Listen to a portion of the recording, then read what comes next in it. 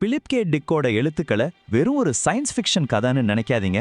ஒருவேளை நாம வாழ்ற இந்த உலகத்தையே புரிஞ்சுக்கிறதுக்கான ஒரு கைடா அது இருந்தா எப்படி இருக்கும்? வாங்க அந்த கோணத்துல தான் இன்னைக்கு நாம இதை பார்க்க போறோம். சரி, ஒரு கேள்வி. நீங்க ஒரு வீடியோ கேம்ல இருக்கீங்கன்னு வச்சுக்கோங்க. அது எப்படி கண்டுபிடிப்பீங்க? என்ன மாதிரி ஆதாரம் இருக்கும்? ஒருவேளை அதுக்கான தடயங்கள் எல்லாமே நம்மள சுத்தி தான் இருக்குமோ? நாம தான் அதை கவனிக்காம விட்டுட்டோமா? நம்ம எல்லாருக்குமே அப்பப்போ இந்த மாதிரி தோணியிருக்கோம் இல்லையா? ஏதோ ஒண்ணு சரியில்லை, ஏதோ தப்பா இருக்கு, இந்த உலகம் நாம பாக்குற மாதிரி இல்ல, இதுக்கு பின்னாடி வேற ஏதோ இருக்குன்னு ஒரு மாதிரி மனசுக்குள்ள ஒரு உறுத்தல், அந்த ஒரு விசித்திரமான குழப்பமான உணர்வு. உதாரணத்துக்கு தேஜாவு. ஒரு இடத்துக்கு முதல் தடவையா போவீங்க, ஆனா இதுக்கு முன்னாடியே இங்க வந்த மாதிரி ஒரு ஃபீல் இருக்கும். இல்லனா ஒரு நண்பரை பத்தி நினைச்ச அடுத்த செகண்டே அவர்கிட்ட இருந்து கால் வரும்.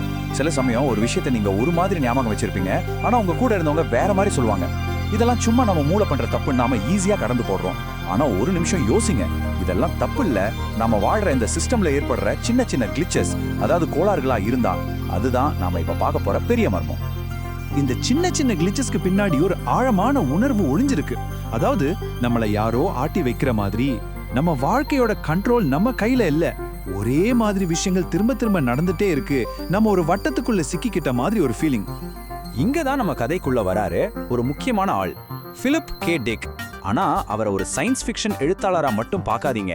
அவரை இந்த யதார்த்தம்ன்ற திரைக்கதைக்கு பின்னாடி என்ன நடக்குதுல எட்டி பார்த்த ஒரு இன்வெஸ்டிகேட்டரா பாருங்க. வருஷம் 1974.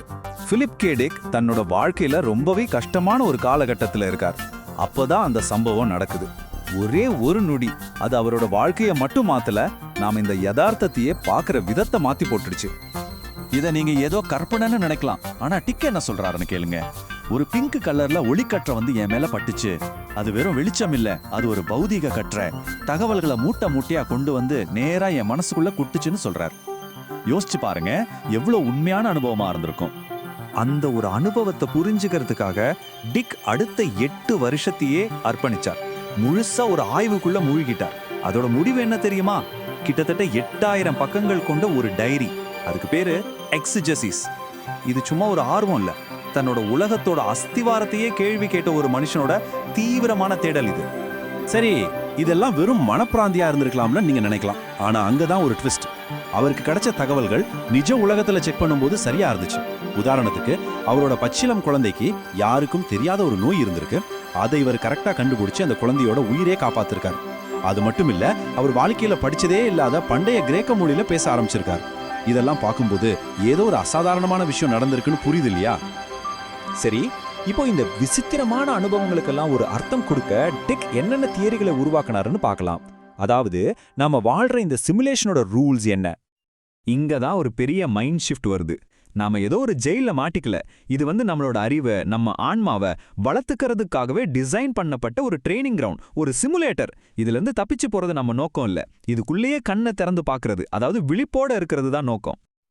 இந்த சிமுலேஷன்ல நாம 2 விதமா இருக்கலாம்.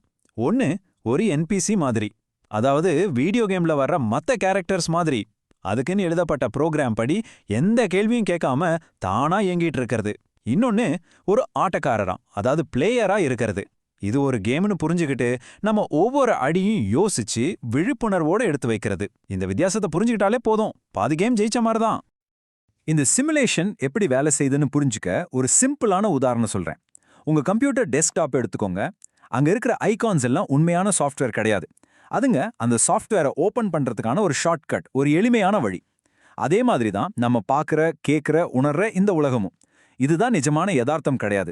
இது ரொம்ப சிக்கலான தகவல்களை நம்ம மூளை சிம்பிளா புரிஞ்சுக்கிறதுக்காக உருவாக்குன ஒரு இன்டர்ஃபேஸ், அவ்வளவுதான். இது ஏதோ பிலாசபி மாதிரி இருக்குன்னு நினைக்காதீங்க.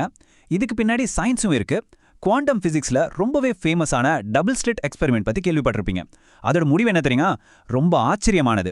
நாம ஒரு பொருளை கவனிக்கும் போது மட்டும்தான் அது ஒரு திடப்பொருளா இருக்கு. நம்ம கவனிக்காதப்போ அது வெறும் அலை வடிவத்துல ஒரு சாத்தியமா மட்டும்தான் இருக்கு. சிம்பிளா சொல்லணும்னா, நம்மளோட கவனம், நம்மளோட உணர்வு தான் இந்த யதார்த்தத்தையே உருவாக்குது. சரி, தியரி எல்லாம் ஓகே. இப்ப பிராக்டிக்கலா என்ன பண்றதுன்னு பார்க்கலாம். இந்த சிமுலேஷன்ல ஒரு விழிப்பான ஆட்டக்காரரா மாற நம்ம என்ன செய்யணும்?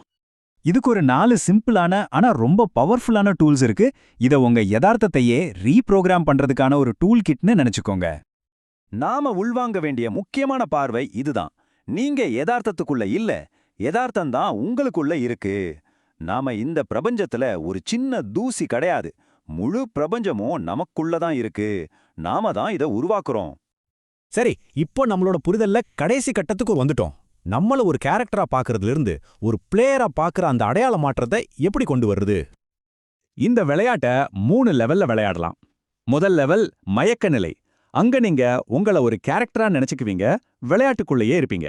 2வது லெவல் நனவு நிலை. அங்க நீங்க ஒரு பிளேயரா மாறுவீங்க, விளையாட்ட விளையாடுவீங்க. 3வது தெளிவு நிலை.